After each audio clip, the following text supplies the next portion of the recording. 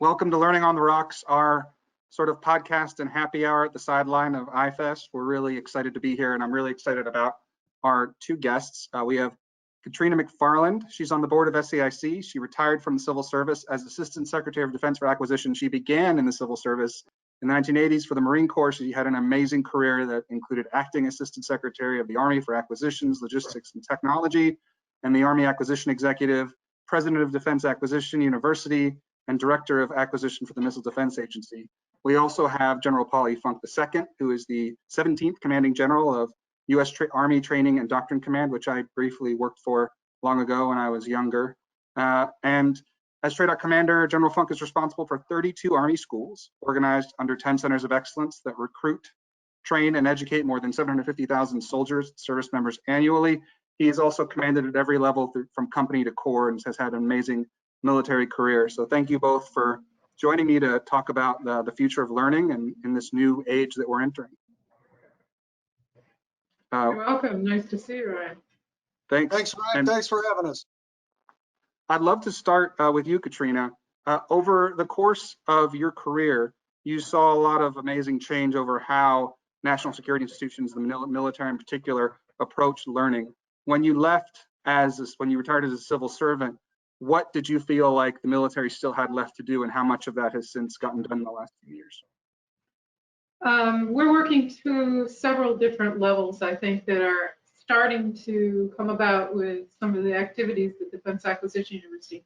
One is digitization, virtual, things like this, things that will go faster at the time of relevance and need for students. And the other one is integration of intelligence into training and understanding the threat and the environment and the 5 arms of power, so that when you're working, you understand what your piece is inside the domain. When you say integrating intelligence, how easy is that to do in an environment of a culture of overclassification? So we have problems, undoubtedly, but if you watch some of the language that's coming out of Congress and some of the activities and the services, it's going up to the leading edge of that line and questioning it so that people can get an understanding so that it'll energize them. If you don't understand a threat, how do you get motivated? That's a great point. General Funk, one of the things that you were trying to figure out for the Army is what's the right balance between brick and mortar and virtual learning and training, especially in an age of a pandemic that both of you may have heard of that's burning its way across the world. How has that accelerated or not Army action and thinking on these issues? Well, first of all, that's a great question because it has accelerated our switch to digitization and to integrate all forms of different types of learning techniques because of the environment. I was just on with just did a yearly training brief with the 108 Training Command, which is actually a reserve unit, and we've actually managed to get about 30% more of their reserve drill sergeants trained this year because we had the seats available in the digital space to allow them to certify quicker. All of this is going to accelerate, as the Undersecretary said. We'll be able to develop all kinds of different techniques. Couple that with the synthetic training environment that's going to allow us to take the training to the soldiers, not the soldiers to the training. I can see a place where any brick and any mortar could actually become a learning environment. You have to learn in combat. This is no different. We're in combat with this disease, and so we have to be a learning organization all the time. And Katharina, Katharina, a lot of this is not just about what the executive branch is doing, but we need to see hopefully some involvement from Congress as well. Has that sort of support for this culture of lifelong digital learning and training been there from Congress? Yeah, if you take a look at the history of the Authorization Act and the appropriations, there's been a consistent input of funding. In fact, this year, there'd been some tailoring of the funding for the Defense Acquisition Workforce Development Fund, and they've plussed it back up by $98.5 million. Now, the conference still has to meet, but the indication is there that they understand this is a need. And how engaged are you still in talking with, not to tell any tales out of school, but members of Congress about these issues? And how much of a transition, there's obviously been, especially on the Senate side, a major change in leadership on defense issues with the passing of John McCain and Senate Armed Services Committee. Has there been a lot of consistency still? I think so, because most of the work is done at the staff level. And although I've been out for 3 years, I'm blessed that some of those folks still think I might have something relevant to say, and they do reach out. And I think it's really important to understand that these guys have seen things over a long period of time. They go in and out of the service, they go out into the real world, they come back into Congress, and they can feel, see, and smell it. So they understand the issues, they understand the need. You can write all the books in the world about something, but if you don't have hands-on experience and if you don't have the ability to get the training when you need it, you're not going to be able to perform. General Funk, what's your vision for how a soldier will engage in learning and training, let's say in 5 years, not just on learning about what's happening on the other side of the world and incorporating, as Katrina said earlier, intelligence into learning, but also when it comes to health and fitness, which I know is something the Army's thinking a lot about now? Yeah, it really is. We've adapted the holistic health and fitness campaign, which basically says that we're warrior athletes, and it's a total immersion into all the things that bring about health and fitness. It's not just about PT, it's about sleep, it's about understanding stress and stress management, it's about being able to work your way through challenging mental issues and behavioral health issues. It's all about understanding yourself and then applying yourself across the spectrum of learning. We also want to be able to, the Army's always been famous for its leader development. Having a learning environment that allows you to pull down the knowledge you need when you need it at the place you're at is going to be huge. That's where we'll be 5 years from now. I'll be able to tap, for example, I might be a young person interested in the Army, and I might reach out to a recruiter, and I'll have an app that links me to a recruiter that has the same interests that I have, and can talk about their experience in the Army and how they grew into it. That's a whole nother form of learning. That's where I think we're going. I know that's where I'm taking us. We'll see it. And like the Undersecretary says, we got to have the money to make it happen. But my partner, Casey Wardynski, is working really hard to make sure that happens. I wish her luck. What are, we're both of you are obviously focused mostly on the Army. What are the sort of signals and cooperation you're seeing from the other services along these efforts? The Air Force is pretty far along. The Navy's going through, I think, a bit of soul searching on what the future of learning is going to be with the new secretary. What are both of your thoughts on that? Do you want to take a lead and then I'll jump in, General? I'll go in just because I happen to have a meeting this morning with the Air Combat Command, who does that for the Air Force. And we were talking about combined JADC2 and this command and control structure, but we're also talking about how we're going to train and learn together, how they're going to grow their force. They've got a need to use our training and leader development programs to help build some of their force, especially on the JTAC side of this thing, the Joint Tactical Air Controllers. And so we're doing this as kind of a team to bring a learning environment up into the building, and then get a joint concept that allows us to take this into the future. Over to you, ma'am. Thanks. Boy, that's a good way of starting. I was going to say that there's a lot of joint exercises, and exercises by definition are training. So the question really comes down to what is it that has to be trained, and you just started on the path. There's been a historical lag, and it really goes all the way back to the Goldwater-Nichols Act in Lebanon and Grenada, where the joint mission area is a theme that keeps repeating itself. And God bless the folks that are kind of, once again, trying to conceive a joint command and control architecture. And that, to me, in terms of training, is how do you train together is probably one of the biggest issues that the services have spent quite a bit of money and effort on.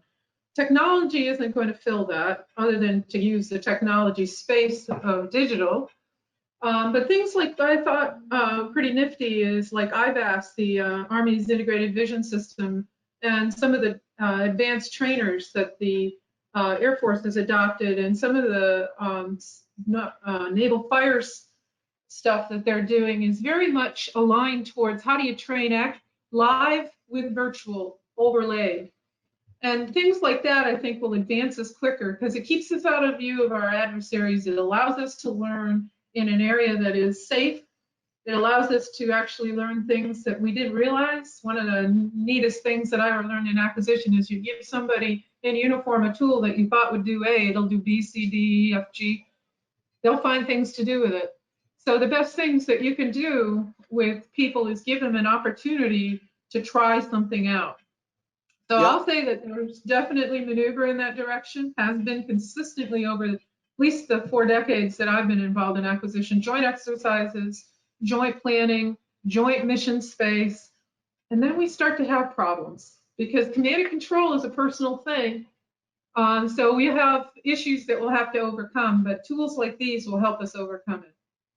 You know, the Army's embarked on a campaign of learning right now in terms of its modernization as it relates to exactly what the Undersecretary was just talking about, and how it's a campaign of learning focused on integration of fires. It's a project convergence. It's going to be fascinating to see how this works.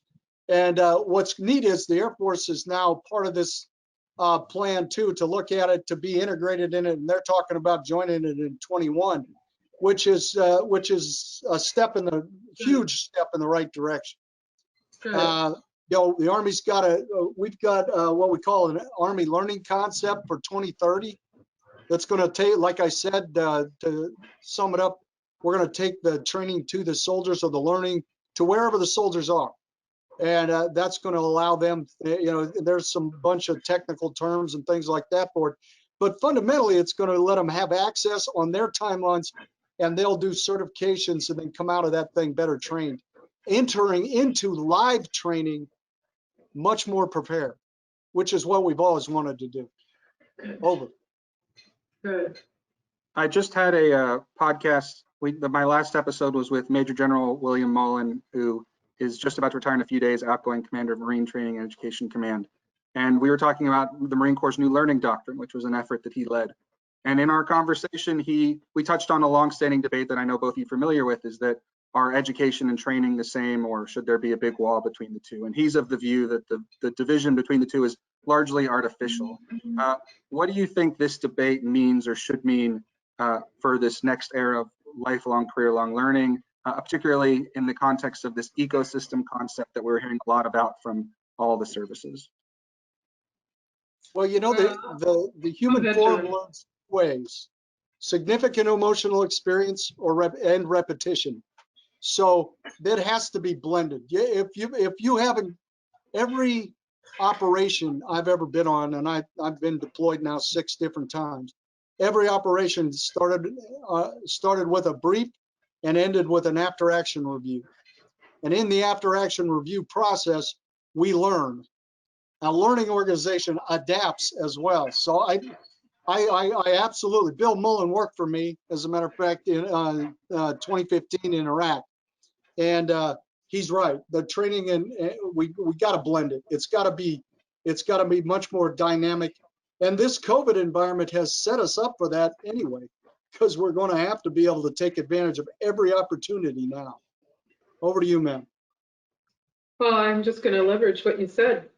So if you take a look at the planes of learning, and then you take a look at how do we create readiness in our forces, how do you get somebody off the street, average Joe, or a good definition of diversity across all of the different areas of the United States, and get them ready quickly? And make them in a place where they feel comfortable enough under fire to be effective. That isn't just training, that's education. But training is the muscle memory, and education is the understanding. And so you can graduate planes, and you can do it real time. It reinforces them, it reiterates them. It's a very important tool. And although people can philosophically claim there's a difference between, and I suspect that I could have a lot of people explain to me in detail the difference between training and education. To me, it's getting somebody to be able to perform intuitively as well as the master or the journeyman's level. So they can do it, they know why they're doing it, they know how they can do it, and how they can even find out how to do things better than what they were told how to do. So it's a graduated plane. And thank God they know how to do it really, really well. Yep. We hear a lot about, as I said earlier, this ecosystem concept. Every organization in national security wants their own learning ecosystem now. Is there a risk that these ecosystems just become a different form, different kinds of silos where soldiers are just talking to soldiers and airmen are just talking to airmen and civilians are just talking to civilians? No, to be really blunt, like I said, I've been deployed 6 times. We are more joint now than we ever were. Like I said, Bill Mullen, the Marine, worked for me in Iraq. Sparky Franks, I just talked to him. He commands the 9th Air Force. He was my deputy in Iraq. We are much more joint than we ever were before. We can speak each other's language. We understand each other's trials, tribulations, strengths, and weaknesses. And we've been fighting together now for 20 doggone years. So I don't think that that's the case. But how will this translate into these learning ecosystems and these programs that are being built now at the service level? That's a great question. I think they have to be interoperable with our command and control systems, in my opinion.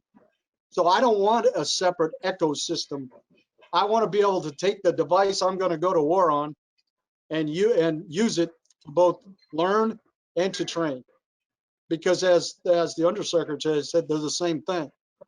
Now there will be service specific technical things we'll have to do and have to be separate. But the actual integrated systems, command and control, for example, is a big one. I don't think it has to be different. I totally agree. So somebody who drives a tank doesn't need to learn how to drive a submarine. But that doesn't mean they don't need to know what it is that they have to operate inside of and how do they communicate, particularly when it comes to a plan. So if I'm afloat and I'm the Joint Forces, JFAC, and I'm transitioning ashore and I'm doing this thing called RADC to get to a SIFLIC or a land component, you have to know how to do that. And it's not just joint doctrine trained. There's other things that you need to train to, and that's the mechanics. Literally, how do you do it? Theoretically, isn't going to help you. And what do you do if you have, an area where something surprise happens? How do you then react? So it's more than just a mechanical training. It's literally, what are you trying to accomplish and where do you go to learn together? And that's why I highlighted those joint exercises. I don't think that we should not be vigilant and keep attending to making sure that these interoperability training and this joint training on how do you do not just operational missions, but other type of missions. Because, of course, if left to devices, people know their own ecosystem and they'll operate inside of it. So I think that we do need to be diligent, but the environment is so inherently different now that you don't see those same barriers. Oddly, I would offer to you that the fact that the pandemic came might have a small silver lining, and that is that we've become more dependent, like we are right now, on artificial intelligence means, virtual and other types of training. And there isn't the same barriers, distance, time, funds. You can put anybody and you can pretty much expand to how many people you want. The general mentioned that earlier. You can have as many students in as a class as you can stuff in a screen, and guess what that is? Infinite. So it really is an interesting place that we might be able to adapt. And then there's the other part, and that's our upcoming young people. They're learning differently than we do. They have an adaptability to electronics, like unbelievable. So I think that they will, for the purposes of having fun, hack systems quicker than we can get ourselves to figure out how to run a system. So, people will find themselves interested in learning and trying to get into systems and find out what's going on, and it'll only help us. Yeah, so I talked to that's a great point, because I talked to Mike Holmes today, and he commands ACC, and the first thing he said is, okay, if you still have a cable subscription, you're probably not the guy I want to talk to about how we're going to change in the future, at least 10 years from now. So, it's a great point. These digital natives, they're inherently, when we told them that they had to go, like at the captain's career course, when we told them they had to go online, they said, fine. Okay, we prefer to do that. We've got a blended option where you do the captain's career course for a while, then you go do brick and mortar. So it's a hybrid solution to shorten it. They would much rather learn at their home base, and they're just used to it. So Yeah. we've had to adapt much faster, and the small silver lining to this COVID environment is the fact that it accelerated this process. Would have taken us 10 years to get to. Yeah, because the folks in charge are typically old and gray like me. So most of us don't really get it. We think we have to have the person in the room so we can smack them if we don't like what they said. Nowadays, you can hit the mute button. Much simpler. Or you could subtweet. One question though. So there is a sort of a scale or horizon of training. And the brick and mortar part is very interesting because there's a certain piece that we do that's not nice, that's nitty gritty, that has sounds to it, sights to it, that aren't able to be replicated in the virtual environment. And so that is where we would still have to spend energy, for lack of a better term, on helping people, because people behave differently under stress. And I'm out of uniform, so I've never been in a uniform. I haven't had that honor, but I've worked around it close enough to know that I'm sure the general will say that there is a place where you have to go into the dirt, you have to actually do things so that you can experience something that no virtual environment that I know of at this point in time, perhaps in the future, will give you that reality piece back.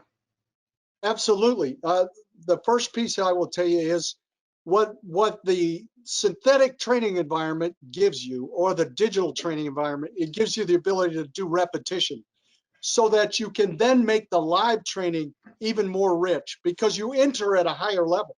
You enter at a higher level of preparedness so that when you go to apply to a live training environment or a live learning environment, you've already done the necessary steps to build yourself up to it, but through repetition.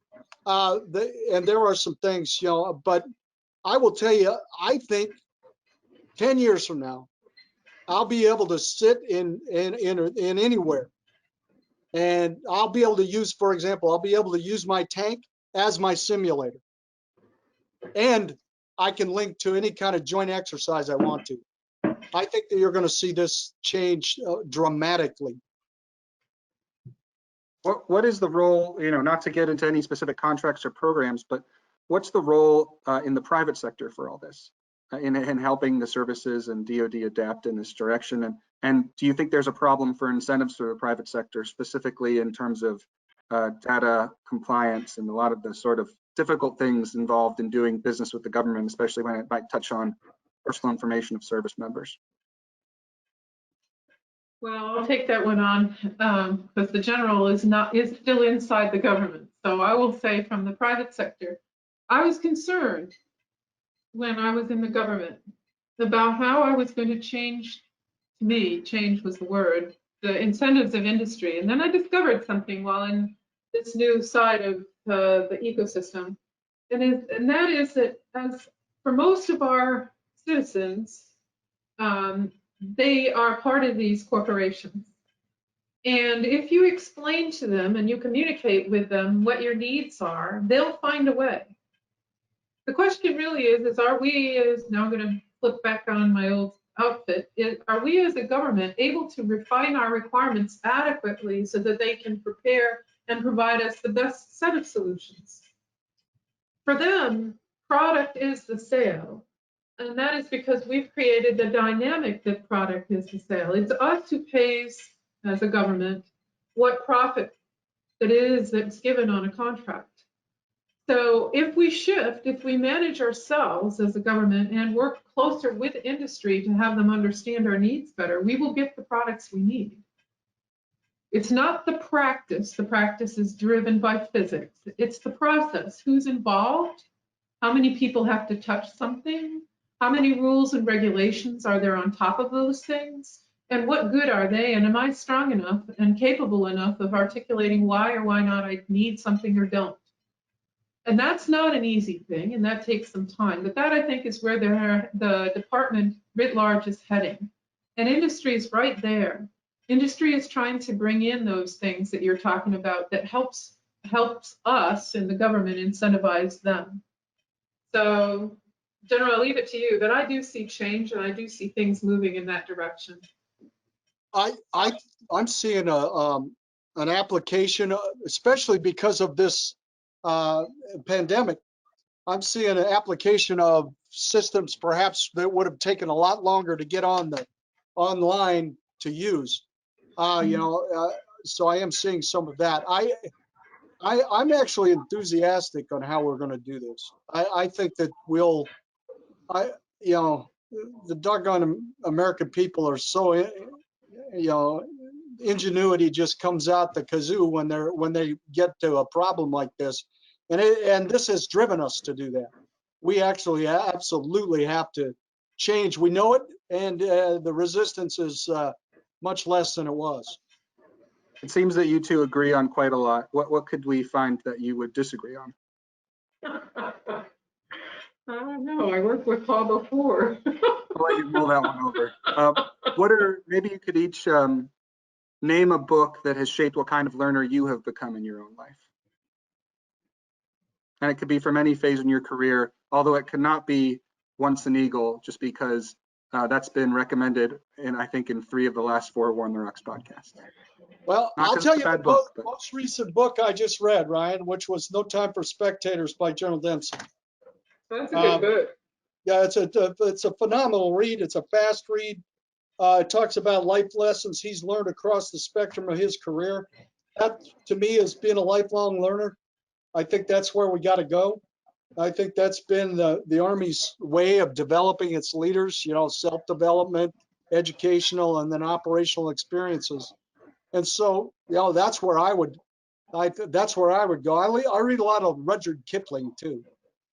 Over to you. Yeah, well, Rudyard Kipling wrote the hymn of the Breaking Strain, which was my soliloquy for an engineer to get my professional engineering degree. I'm a real Rudyard Kipling fan. His dad is an engineer. Anyway, I'm not going to do this the same way. I'm going to say it a little differently. So, with hopes of not offending anybody, the first book that I find myself driven by is the Bible. It just happens to be my faith. And that gives me the ability to deal with gray. The gray area is everywhere. It drives me crazy. I'm an engineer. I like black, white. That's the only place I can find anywhere where to go that keeps me somewhere focused. Second book is Killer Angels. Taught me humility. Killer Angels has some amazing things about humans that it's worth the read. For my profession, Arming the Eagle. Arming the Eagle is a book that actually is superbly written, and it talks about, since the very first quartermaster under George Washington, how do you get equipment in terms of timeliness and at the speed of relevance. Recently, for just peace, A Walk in the Woods. It's a good book. I like outdoors. If anywhere in life, I'd be going back to the movie Revenant. If I could live in that life in that period, I'd have. I love that book. and then recently, just to give myself an honest scare, I like Ghost Ship. There's some really Ghost Fleet. Pardon me. It's a really good series by Peter Singer and crew. So I'll leave you with those as sort of a round out. Yeah, I'll tell you what, that's quite a list. That's pretty impressive right there. I'll go with that. I'd go with all of those. But for those of you who haven't seen it, don't see the movie version of The Walk in the Woods. Read the book. Just don't even bother with the movie. The movie okay. Movie was not very good. But Killer Angels. I'm a simple guy. I'd go with anything by Dr. Seuss. There's one for adults. There's a Dr. Seuss for old people. It's fabulous. And there's a Clausewitz for kids now out on the market. It's like a cartoon. Yeah. But on Killer Angels, I generally don't enjoy sort of that kind of military fiction that involves battles. But that was such a powerful book. It really caught me by surprise how much I love that book. It's been on the CSA's reading list, I think, for at least since I was a lieutenant. I actually read it in the Armor Officers Career Course. Wow. Yeah, it taught me to actually care about Longstreet. Yeah, thank you. Well, with that, thank you both so much. I hope you'll both stick around for our little happy hour. I'd like to introduce my friend Mackenzie Conway, who will appear on your screen any moment. Of course, if you're listening to this podcast, you'll just have to listen to him. Mackenzie is the manager over at Beuchert Saloon, a DC favorite, certainly a favorite of mine. And he's going to walk us through, and hopefully you had the ingredients distributed to you beforehand so we can all make an old grog together. Sorry to our Army guests, but we had to throw some love to the Navy. And so Mackenzie, over to you. Thank you so much for having me. And oh my, can you guys hear me? Yep. Now, all right. Sorry, I'm a little bit analog, and I'm very much a layman considering how detailed and beautiful you guys were describing these different issues. And I just because I'm a huge Kipling fan as well, and to quote the poem my grandfather used to read me, I'll try not to lose my virtue while talking with crowds, or I'll try and keep my common touch while talking with kings of your industry. But I'm gonna kind of angle the camera down so you guys can actually see what I'm doing and how to make a very simple, essentially pre-cocktail. This is something you don't need tools for. You just need a glass, a couple of very simple ingredients, and I'll try and connect some of the ingredients, at least naval history and English history. So we're starting with a Navy strength rum, which is 57%. The term Navy strength comes from the idea of like diluting the rum. And so the idea was if you could pour it on gunpowder itself and it would still ignite, it was of a proof that was still viable. And that proof later became 57.1 or 57.2%. And I guess now that I've talked about the rum, I'm going to be making an old grog cocktail, which is one of the few that you can actually date specifically to August 21st, 1740. This is a product of Admiral Edward Vernon, who had taken over command in the Caribbean. And at that point, people were getting tots of 2 half-pints of Navy strength rum a day. We're just going to do 2 ounces at the moment. So 2 ounces into the glass. By addressing or trying to address the health and well-being of his men, something that you had discussed at the beginning of the webinar, he was dealing with a lot of drunkenness. I mean, 2 half pints of Navy strength rum a day will put just about any drinker down. And so he demanded by a captain order 349, and how we have the date, that it had to be diluted with water. And eventually he added a couple other things because people complained about the taste and he wanted the morale of his men to rise. So he was able to add limes. So now that we have 2 ounces of rum in the glass, we're gonna add a half ounce of lime juice, or about a half a squeezed lime. This would have been exotic, but plenty available in the Caribbean. Also, it was just under 100 years after William Penn took Jamaica from the Spanish, and the English had started rum production as a byproduct of their sugar refinement in Jamaica. And so rum replaced brandy and beer as their alternatives to water on ships. And another byproduct of sugar refinement is demerara sugar, which is essentially a less refined, it's 1 step past sugar in the raw.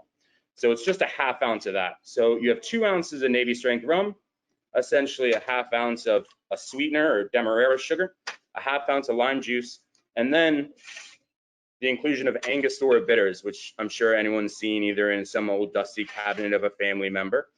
Just 2 dashes of this. This will give it baking spice. It's kind of side note for Angostura as well, is this was a medicinal product produced by a Dutch surgeon fighting for Simon Bolivar's Revolutionary Army in modern day Venezuela, and his 2 sons opened up a shop for it in Trinidad. So it's now been produced there for about 150, 160 years now. But that'll give it some baking spice just to kind of give it a little bit of depth and warming spice. And then the reason I call this a pre-cocktail is instead of shaking it with shaking tins or using a fancy stirring glass, they just added cold water. So I'm gonna add 4 ounces of water that of ice that I've just allowed to melt. I'm gonna add an ice cube. Of course, I filled it up a little too much. And just garnish with a little lime wheel. And that's an old grog. Cheers, thanks for having me. And I think the only thing I miss is the reason grog became a term was Admiral Vernon would wear a groggum coat, which was a type of fabric to keep sailors dry, and his nickname was Old Grog. So hence the term and name for a drink. But cheers. Mackenzie, and could you just tell us a bit about Beuchert's, where you work, and also the new format there? Yeah, Beuchert Saloon is on Capitol Hill, right next to Eastern Market. 623. We established ourselves 7 years ago, and we found out that the history of the building was there was a saloon from 1890 until Prohibition called Beuchert Saloon. So we reestablished that, doing a mid-Atlantic fare, kind of classic cocktails, focused on American whiskey. However, the way we're adapting to the coronavirus and the pandemic and different mandates and regulations and public health issues is we're transitioning to another concept actually in 2 days, going into a bottled punch and sandwich shop, something that's going to be a little bit less formal, but I think just as delicious. And it's geared towards casual and really fun fare. So we're going to do that just for a little bit until things stabilize, and then we're going to bring Beuchert's right on back. Well, thanks so much, and cheers, everyone. And thanks for doing this, Mackenzie. Really appreciate it. Thanks for letting me join. It was for a layman. We don't have a tip jar on the table because we're virtual, but Mackenzie has his virtual tip jar with his, if you want to drop him a buck or two at his Venmo account. What's that, Mackenzie? It's Mackenzie, Mackenzie, hyphen Conway, Conway, 1, I believe. So it's my name followed with a hyphen in between and a 1 at the end. And or come by, get a drink, and you know I'm happy to work for my dollars as well. All right, thanks so much, and thanks. Great. Thanks for the guests and General Funk, Katharina McFarland. Thanks so much for joining us, and to all the people attending the conference, I hope you enjoy the rest of it. Thanks for having us, Ryan. See you later. Great job, Mackenzie. That was awesome. There you go. Take care, and thanks so much. Good to see you, man. Bye, Thanks again.